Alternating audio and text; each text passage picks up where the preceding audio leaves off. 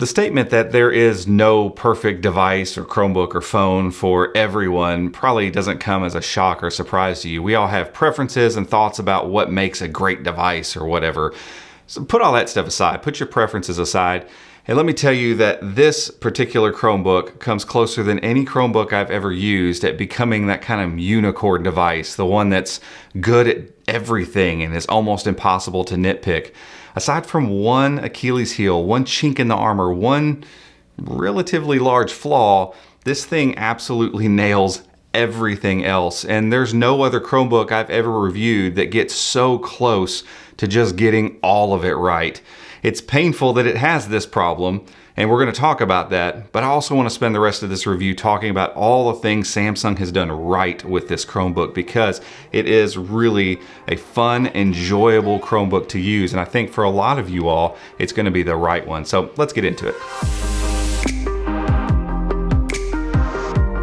Today's video is brought to you by NordVPN. They're the VPN of choice for millions of users because they're awesome at what they do. And that's keeping your browsing secure and safe whether you're at home or out and about. If you'd like to learn more about them and their services, head over to chromeunbox.com/NordVPN to learn more and get started today. Starting with the build quality, this is, like most of the categories we're going to talk through here, an absolute home run. I mean, Samsung has built a Chromebook in the Galaxy Chromebook that looks like no other Chromebook. Matter of fact, it looks like very few laptops out there. I mean, this looks like something that would be designed as a peak kind of Windows device or a MacBook or something. I mean, if you've ever picked up the Pixelbook, the original Pixelbook, you kind of get some sort of idea of how this thing feels with this kind of boxy edges, super thin design, but everything feeling firm and rigid and substantial.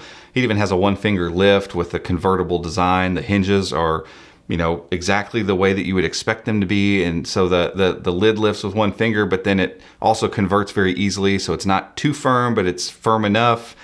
It's just put together so well. And it looks so great on a desk. The colors, sure, the gray's fine, but this red color is eye-catching and appealing. I mean, overall, this thing is put together so pristinely and so well that I can't fault it in any way. I love the way it looks on a desk. I love the way it feels when I'm holding it. It feels great in tablet mode. The hinges work perfectly. Build quality, A+. There's nothing to worry about when it comes to the way Samsung put this Chromebook together. Next up, let's talk about the screen. And this is one of the highlights of this device. Samsung is selling it, making a big deal about it, and they should. It's an absolute home run. So spec-wise, 16:9, 13.3-inch screen, 4K resolution, and it's AMOLED. So that means it has crazy contrast, super punchy colors, and it's very color accurate. So 100% Adobe RGB and 100% DCI-P3. And if you don't know what those things mean, it's okay. All it means is the screen is crazy color accurate for things like video editing, which we're still kind of waiting for a proper video editor, but that's a subject for another time. But the bezels are tiny on this thing. The screen looks amazing. It's insanely sharp. It's crazy bright, and everything moves around way more fluid on this screen than any other Chromebook screen I've used. Hands down, no contest. This is by far the best screen I've ever seen on a Chromebook. It's probably one of the best screens I've ever seen on any laptop, not just Chromebooks. So again, Samsung has delivered something here that is not just good, not just great, but 100% a home run. They've knocked it out of the park. We've got great build quality now, like insanely good build quality, and then we've got this insanely good screen. This trend continues when we move down to the keyboard and trackpad. And this is a place where, you know, when a company focuses on this really great build quality and aesthetic look and a great screen, you would think, well, maybe they cheaped out on the keyboard. Nope, not at all. Matter of fact, I might like it better than my Pixelbook Go. And I've said that that's the best keyboard ever. But a similar thing here. We got minimal travel, good clickiness, very silent keys. So when you put all those things together, you can kind of listen. You have a great keyboard. It's backlit as well. No issues with, oh, I can't see my symbols on the keys. The backlighting doesn't really bleed out anywhere. And additionally, there is a fingerprint scanner up top that behaves just like you would expect it to, allowing you to log into this Chromebook very quickly. It's a nice addition to the top row of the keyboard, and I'm glad Samsung brought it along for the ride. So keyboard, again, A+. They absolutely killed it with the keyboard. Likewise with the trackpad. I've heard a few people complain about the trackpad, saying it's a little bit too shallow. I didn't have any issues whatsoever with it. It's nice and wide. It's glass. The click is very good. The whole thing feels smooth and solid and well put together, which probably reflects from the build quality of the thing. But I have zero complaints whatsoever with the trackpad, zero complaints whatsoever with the keyboard input methods here. Again, just a knockout. Along with those input methods, we also have to talk about the fact that this is equipped with a stylus and it fits inside the device. This super thin, super light device, it fits right in the side. So it's nice to have when I need it. I'm not somebody who draws a ton, but I like to take notes and maybe, you know, jot something down on a photo or something like that. It's great. I can just have it there when it's needed, or let the kids draw or something like that. And I don't have to worry about digging it out of the bag. I don't have to worry about whether or not the magnet was strong enough to hold it onto the side of the Chromebook. It's just kind of stowed away there for when it's necessary. And when it's not, I don't even give it a second thought. When I did go to use it in Google Keep and Chrome Canvas, I was kind of shocked by how good the latency has gotten. And I don't know if that's just EMR pins and Chrome OS, or that's something that Samsung worked out with Google specifically. What I can tell you is the latency on this pen on this screen with this Chromebook setup is fantastic. I really actually enjoyed taking notes in Google Keep probably for the first time. It just felt very natural and very quick to respond. So again, A+, well done on the stylus. Around the outside of the device, we don't have a selection of ports that's mind-boggling or anything. You have a USB Type-C on either side, volume rocker, power button. You do have expandable storage, and we're gonna get back to that in just a second. And then you've got side-firing speakers.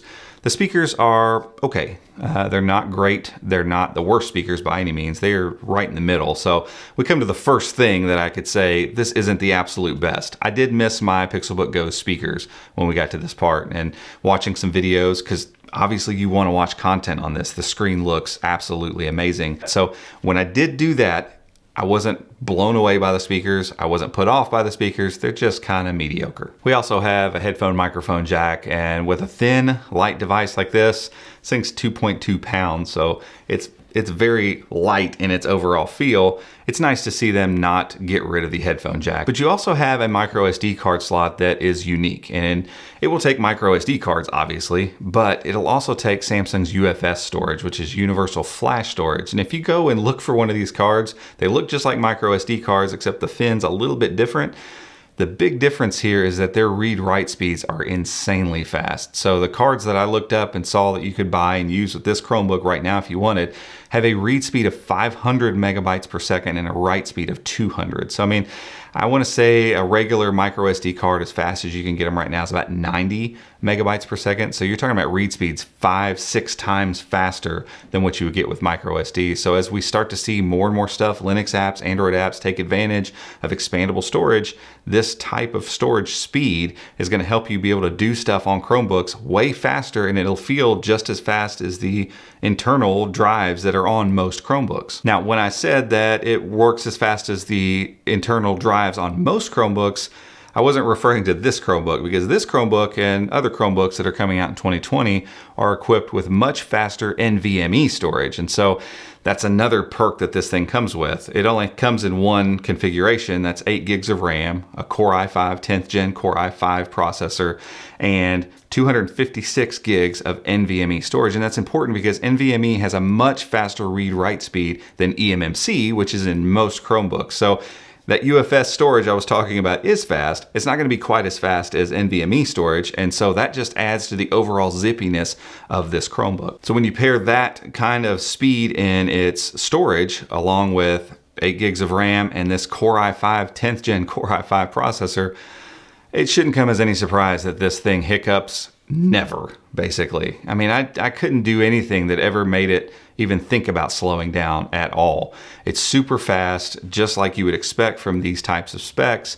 So if you're thinking, well, maybe I really need an i7 and maybe I need 16 gigs of RAM, maybe you do, but I would say general users, 98, 99% of most users would not be able to slow this thing down whatsoever. And that's impressive because we've seen 4K Chromebooks get crippled a little bit in the performance category because of all the pixels on the screen. And this thing I've had hooked up to my big monitor, which is almost a 4K monitor by itself. So it's pushing 2 4K displays at once. I've got multiple desktops. I've got 15 tabs open. I've got other apps going.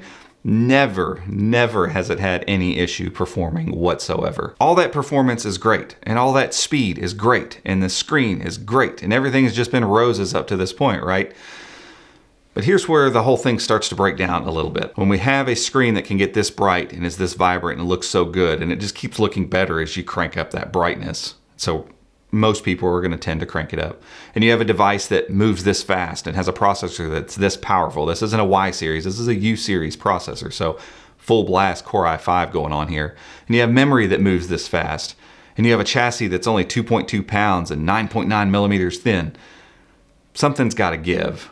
And where it gave is in the battery life department. And I'll just say it, battery life is not great here. And for some of you that have to live off a charger, for some of you that have used Chromebooks for years and just kind of gotten used to 8 to 10 hours of battery across the board, like we don't even have to think about it usually anymore, this is going to come as a bit of a shock. And so if you go to buy a $1,000 Chromebook like this and everything else seems almost perfect, like absolutely nailed, it kind of comes as a surprise to a lot of people that if you're not careful and you just ramp up everything and you crank brightness up and you're going at it and no charger whatsoever, I'm not kidding, you're looking at 2.5 or 3 hours of battery here. Having said that, if you look at what you have in this package and you consider all the power that's here, not just in internals, but power in the display. Like you have a display that looks fantastic at 60% brightness compared to other Chromebooks that need 100% to look great. When you consider all those things, you have to take all those things with great responsibility and decide, is it worth it to crank everything to the max and just enjoy myself as much as possible, or do I need to restrain myself? And again, we haven't had to think about that as much with Chromebooks in the past. But we also haven't had Chromebooks that have 4K AMOLED displays in them. We haven't had Chromebooks with fanless Core i5s inside. And we haven't had Chromebooks with tons of NVMe storage and all this stuff that you get with this Chromebook that's all great stuff comes at the cost of that battery. And so if you're considering this Chromebook, that's the one thing you've got to know going in. The battery life is bad if you just abuse everything that this thing can do. And because we've had so many Chromebooks in the past where you can just crank everything to 11 and go at it and get 7, 8 hours, 9 hours of battery, that is just not the case with this Chromebook. And if you know that, it goes from being an Achilles heel to something you can manage. And if you keep your brightness down on your screen and don't just go absolutely nuts with running everything in the background, I was able to achieve 6 or 7, sometimes 8 hours of battery, but I had to be conscious about what I was doing and conscious about how I was using my Chromebook, and that's just not been the case for years. So you need to know that going in. Finally, along with that kind of battery woe that we have with this device, there's been some complaints of overheating. I will say it's not overheating because we don't get to the point where it shuts down because it's too hot or anything like that, but it is a passively cooled device with a Core i5 U series processor that generally gets a fan. I mean, Asus's version has some small fans in it. So that means it's going to get warm from time to time. It was way worse when I first got the device than it is now. It has since updated to Chrome OS 81, and from what we understand, they're going to continue working towards kind of reining this processor in a little bit when it doesn't need to be just like full blast. But it's a big chip and a small chassis with no fans. So again, just like with the battery, you need to understand that going in.